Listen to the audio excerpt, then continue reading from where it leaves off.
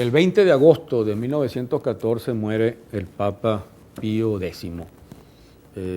Pío X, cuyo nombre era Giuseppe Melchiorre Sarto, había sido electo Papa en 1903, en el cónclave de 1903. Y puede decirse que fue electo Papa en cierta medida por carambola o por casualidad, porque todo indicaba en ese cónclave que el cardenal que tenía el favoritismo casi absoluto era el cardenal Rampolla.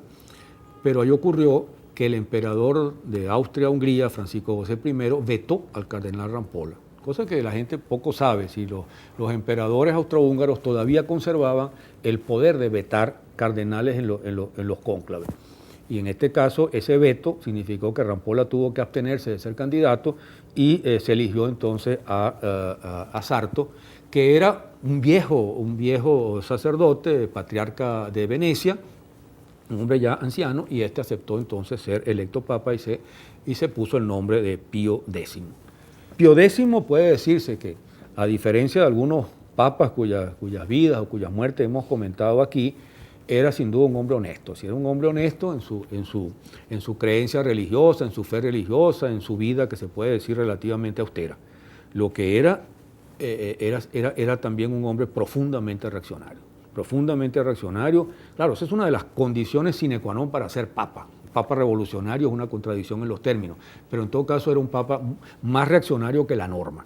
Y en este caso tenía cierta autoridad moral justamente por no ser exactamente alguien de una vida contraria a su creencia, a su actitud religiosa. Esa actitud reaccionaria la mantuvo prácticamente a lo largo de todo su papado. Se opuso rotundamente al Estado italiano. En eso heredó a León XIII y a Pío IX, que habían sido opuestos al Estado italiano, porque justamente en 1870 la Iglesia había perdido los estados pontificios y había quedado reducida al Vaticano. Se consideraba entonces la Iglesia encerrada, presa en el Vaticano, y se oponía a esa situación que vino a resolverse justamente con el concordato firmado con el fascismo en 1929.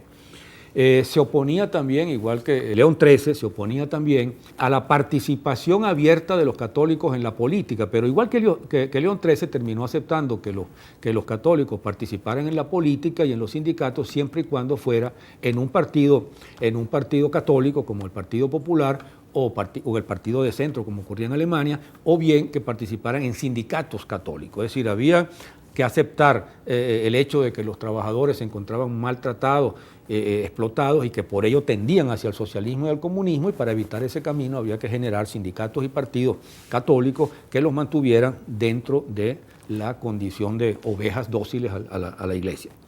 Y se opuso también a todas las formas de modernidad, de crítica religiosa, excomulgó a numerosos estudiosos que habían tratado de estudiar las Escrituras, los Evangelios, la vida de Cristo y todo lo demás, y que encontraban, por supuesto, contradicciones enormes entre lo que dicen los Evangelios y la investigación histórica, y todos ellos fueron condenados y algunos execrados de la propia Iglesia.